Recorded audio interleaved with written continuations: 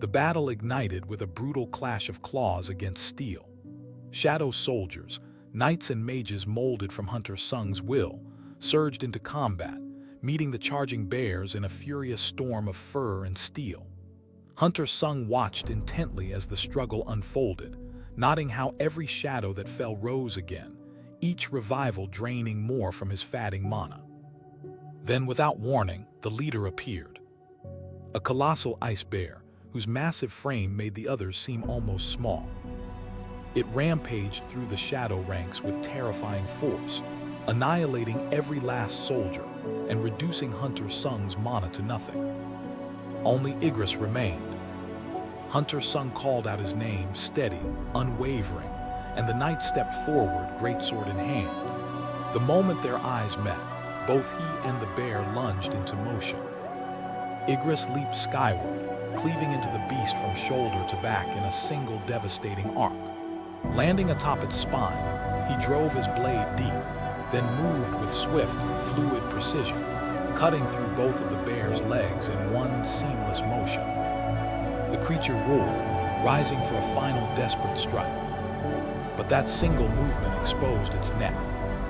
Igris seized the opening, severed the head cleanly, and caught it before it touched the ground. Silence swept across the battlefield as the knight returned to his master, the bear's head in hand. Watching him, Hunter Sung understood.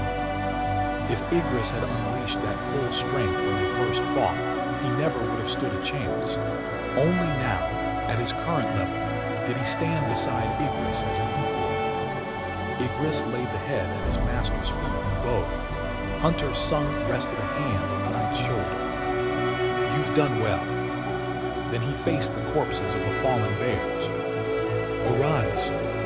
Their shadows tore free from their bodies, swelling the ranks of his growing army. Outside the gate, Yunho stood with Chief On. "How long has it been?" he asked. "About 3 hours," On replied. "Which means nearly 3 days inside. I wonder how many are still alive." Yunho exhaled grimly. Forget hopping for anything normal inside a red gate. Whether it's skin-searing heat, poisonous insects, or a lethal blizzard, the weak die first. Even if they survive the environment, they still need food. They could try eating monster corpses, but the dungeon is far too high-ranked for C-class hunters. Chief Un swallowed hard. Then Sung Jinwoo must also be dead. Dong Su clicked his tongue. If I just end up wasting my time, he turned toward his car, then paused, a thought striking him. Wait, you're telling me Sung Jinwoo isn't part of the White Tiger Guild? He shot a look back at On. Then how did he end up here? He's an old acquaintance, On replied.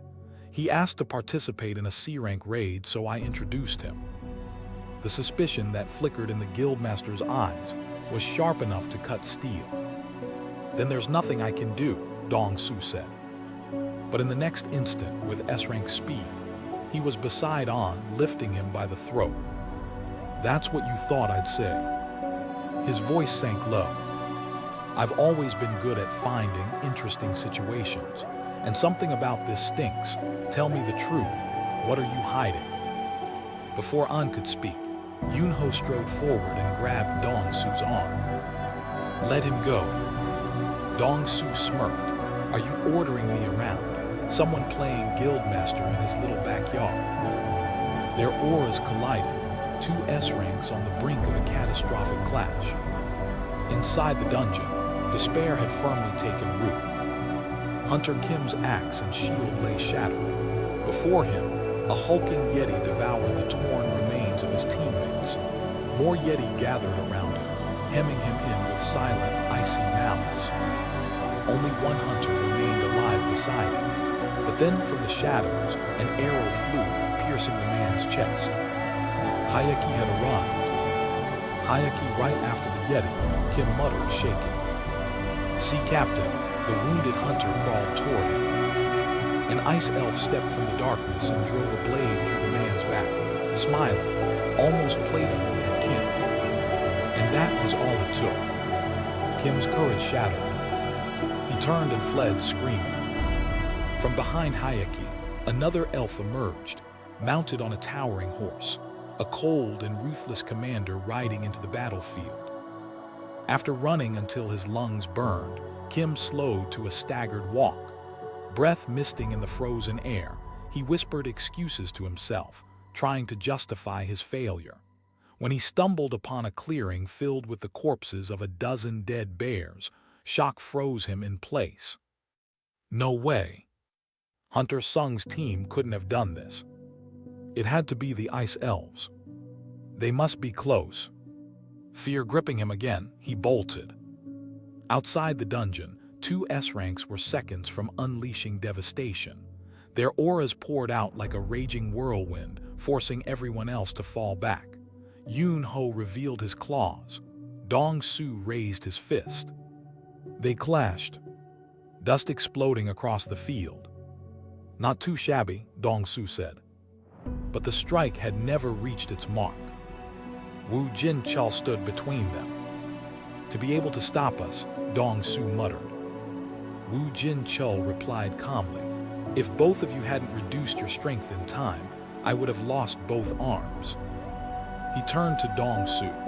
"I was the first to suspect Sung Jinwoo of reawakening. I tested him with a high-quality magic power meter 2 months ago. He was still an E rank." Chi Fan, still shaken from being manhandled by an S rank, knew deep inside, this wasn't the Hunter Sung he once knew. Wu Jin continued, "It's unfortunate that Hwang Dong Suk passed away, but the fact remains, Hunter Sung does not have the ability to wipe out an entire attack force. I know if they had prepared a trap, the culprit must have been from Yu Jin Architectures," Dong Su said. "Then there's no reason to be obsessed with Hunter Sung Jin Woo," Wu Jin-chul answered. Dong Su's expression darkened. "It's just an excuse to kill another human being." He turned away. "I've lost my excitement. I'm heading to bed." Passing the bystanders, he noticed their fear. "What, is this your first time seeing S-ranks clashing with each other?" As he left, Chi Fan couldn't shake one belief. He knew Hunter Sung's ability better than anyone, and he was certain the Hunter would survive. Back inside the dungeon, Hunter Kim finally reached the campfire, but froze in disbelief. Low-ranked hunters alive, wearing warm clothing, blankets, tents, food. His anger surged. "You fuckers," he screamed, stumbling toward them like a man deranged. He ranted about his team being wiped out from lack of equipment and food, demanding to know how they had all these supplies. The group trembled, unsure what to say, unwilling to betray Hunter Sung. He demanded the culprit. "I'm talking about the one who hid all these equipments and left his comrades to die." He drew his sword, counting down. As he reached 4, a hand struck him from nowhere, tossing him aside like a rag doll. It was Hunter Sung. "Who was it that left their comrades to die? Not to mention you came back with some dead weight," Hunter Sung said. The others exchanged confused looks. "Dead weight? How about you guys undo the stealth?" To the empty air, he added, "Due to your powerful energy, hiding is pointless anyway." The Hayeki dropped their stealth, appearing before everyone's stunned eyes. There really was one. A useful one among these trash, the leader of the Hayeki said from atop his horse. "Did you call us trash?" Hunter Sung asked. "Oh, you know our language," the leader replied. Shock rippled through the hunters. Hunter Sung could understand monster language asterisk, something unheard of. He wondered if it was thanks to the system. The leader introduced a subordinate, explaining he was the one who detected someone strong among the humans. "This guy wanted to face off with you, so..." He never finished.